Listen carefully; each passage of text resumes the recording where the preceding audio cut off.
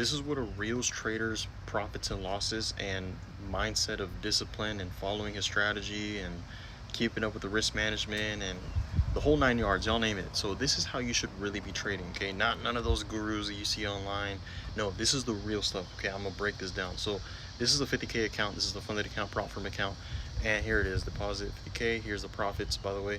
So if you guys look closely, I'm only trading one pair, and the reason I trade one pair is because obviously you know, I'm pretty sure it's pretty obvious from now on. That's pretty much my username, PoundYenKing, and that is the only currency pair that I actually understand. And the reason is because I've already mastered this currency pair. Now, yes, I have losses.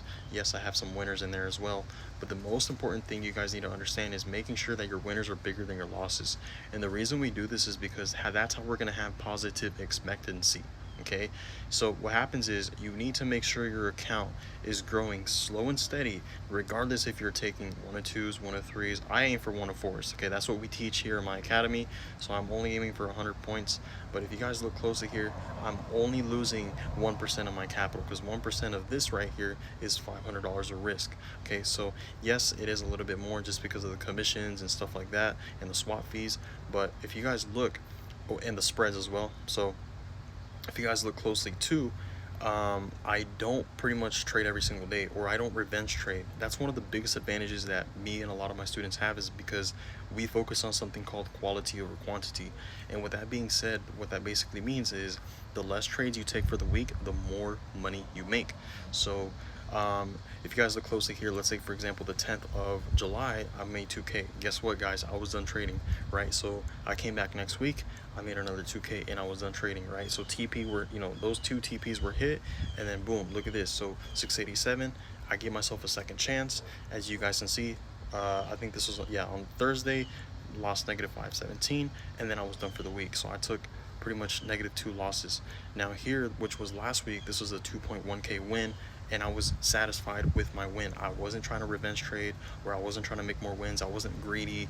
I was actually accepting my, my profits. Because one thing is, you guys need to learn how to take every single, pretty much every single profit and treat it like a birthday party, right? Treat it like, that's kind of the best way I can explain it. Like, you don't want to eat the whole cake in a day.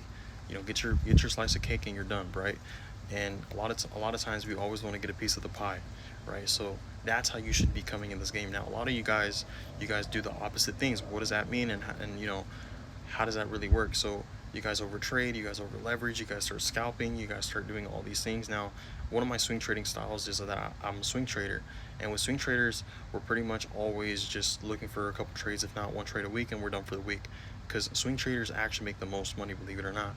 And the reason is because we're actually looking to aim for more bigger ROI potential, right? More bigger rewards. So hope you guys, like I said, hope you guys enjoyed this little video, just breaking this down to show you guys that you do not need to be, like I said, a market wizard, but what you do need to be is learning how to preserve and protect your capital. And there's a reason why I don't, like I said, why I don't overtrade, why I don't over leverage, because one thing is having a great strategy, another thing is learning how to defend your strategy, right? Or defend your capital, right? Defending that snowball. You want to make sure you learn how to be a very good preserver at the end of the day. Preserver, I think that's the right word. So you want to make sure that you're maintaining that account, right? Maintaining that equity. That's what's going to keep you guys in the game. So yeah, I hope you guys enjoyed this video. So